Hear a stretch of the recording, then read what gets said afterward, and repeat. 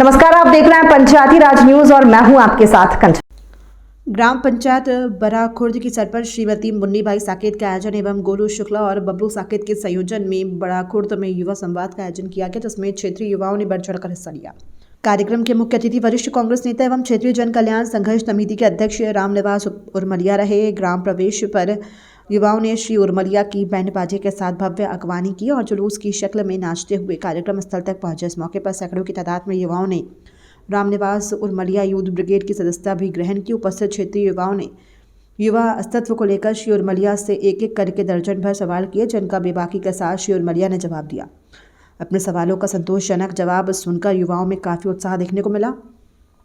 मुख्य अतिथि की आसंदी से उपस्थित युवाओं को संबोधित करते हुए वरिष्ठ कांग्रेस नेता ने कहा कि राजनीति कर रहे कतिपय स्वार्थी तत्वों की कुटिल नीति के कारण युवाओं को भटकाया गया और शोषण किया गया है, लेकिन उचित मार्गदर्शन के अभाव और रोजी रोटी, रोजगार और सम्मान पाने के लिए अभी भी युवा वर्ग को उचित मुकाम हासिल नहीं हो पाया। लिहाजा युवा दिशाहीन हो रहा है, जो चिंता का विषय है। आपने आगे कहा कि युवा शक्ति को राजनीति में अपना वर्चस्व और जज्बा कायम रखने की ज़रूरत है, तभी स्वच्छ राजनीति संभव है, वरना भ्रष्ट और स्वार्थी नेताओं का रवैया युवा और समाज को गर्त में धकेल रहा है, जिससे युवाओं को सावधान रहने की ज़रूरत है। उर्मलिया ने मैहर क्षेत्र में स्थापित सीमेंट फैक्ट्रियों को आड़े हाथों लेते हुए कहा कि सत्ता का संरक्षण प्राप्त ये सीमेंट कारखाने मैहर के लोगों को रोजगार देने की बजाय अन्य प्रदेशों के व्यक्तियों को रोजगार दे रहे हैं। इसके अलावा किसानों की ज़मीन पर अनाधिकार दबाव बनाकर अपना कारोबार स्थापित कर रहे हैं। यहाँ का बेरोजगार नौजवान रोजगार के लिए भटक रहा है।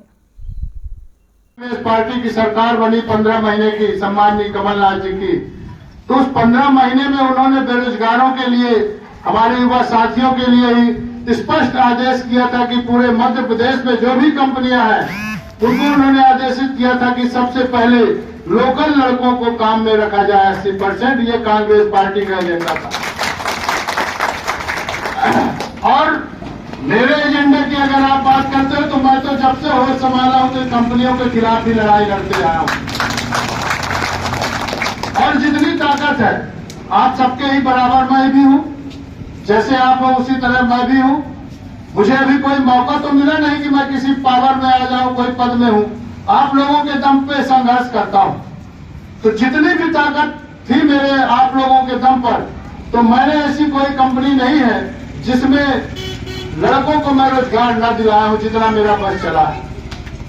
अब रही बात, आगे सरकार बदल गई, यहाँ के नेता कुछ ऐसे हैं कि जो तो न खुद करते हैं काम, न करने देना चाहते हैं। अभी हाल ही में एक घटना घटी थी केजेएस में, आप सब लोगों को मालूम हुआ होगा। आपको सुनकर आश्चर्य लगेगा कि हमारे खिलाफ कोर्ट से स्टे मिला। इनको तीनों कंपनियों ने स्टे ले लिया कि रामनिवास उर्मलिया कंपनियों से 1000 मीटर दूर रहे। ये कोर्ट में केस चल रहा मेरा। और यही हमारे मैहर के सभी वरिष्ठ नेताओं ने हमारे खिलाफ बयान दिया कि रामनिवास उर्मलिया आंदोलन दंगा कराने के लिए करना चाहता है, जबकि हमने कभी दंगा नहीं कराया। आप सबको भली बात मालूम है कि दंगा कौन कराता है, मरवाने के बाद खुद आंदोलन करते हैं। यहाँ तो ऐसे ऐसे नेता है। दूसरा प्रश्न क्या है गौतम जी? क्या आप मानते हैं कि शिक्षित और अशिक्षित युवा बेरोजगार होने की वजह से हिस्सा नहीं? निश्चित, इस बात पे हम आपके सहमत हैं। और उसकी कहीं ना कहीं कमी हम लोगों की है। हम लोगों का मतलब जो पद पे बैठे हुए हैं, नेता बने हुए हैं, जिनको हम लोग वोट देकर अपना नेता चुनते हैं। भाई आपने वोट दिया, विधायक बनाया, सांसद बनाया, किसके लिए बनाया? कल हमारा कोई घर का लड़का होगा, हम जाएंगे और विधायक जी से बात करेंगे, सांसद जी से बात करेंगे। मैहर में 3 सीमेंट प्लांट है, निश्चित है कोई न कोई रोजगार मिल जाएगा। लेकिन बड़े ही आश्चर्य की बात है, आपके ही क्षेत्र के विधायक है माननीय जी, और 4 बार से विधायक है।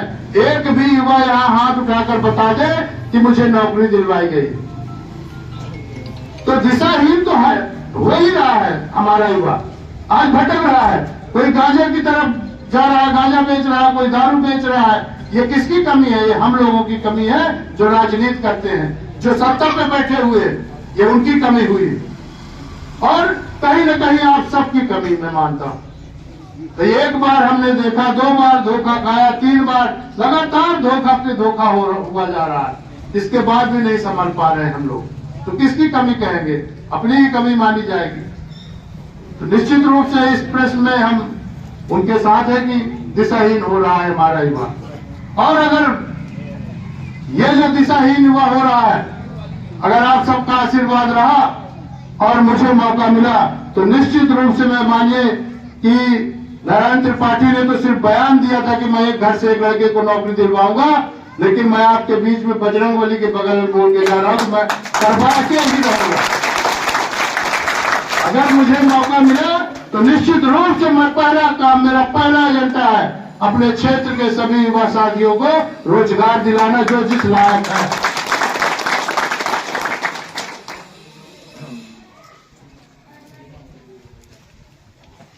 आपने अपने राजनीतिक जीवन में युवाओं के कल्याण के लिए कौन कौन से कार्य किए और भविष्य में क्या प्लान? ये तो दोनों उत्तर हमने दे दिया, फिर भी बताए दे रहे हैं कि भविष्य का बता ही दिया आप सबको कि अभी मौका मिला नहीं। अगर आप सबका आशीर्वाद मिला, मौका मिला, तो निश्चित रूप से पहला काम मेरा युवाओं के लिए हित में रहेगा, ये तो मैं वादा करता हूं। अब मौका ऊपर वाला दे और आप लोग दे तभी है।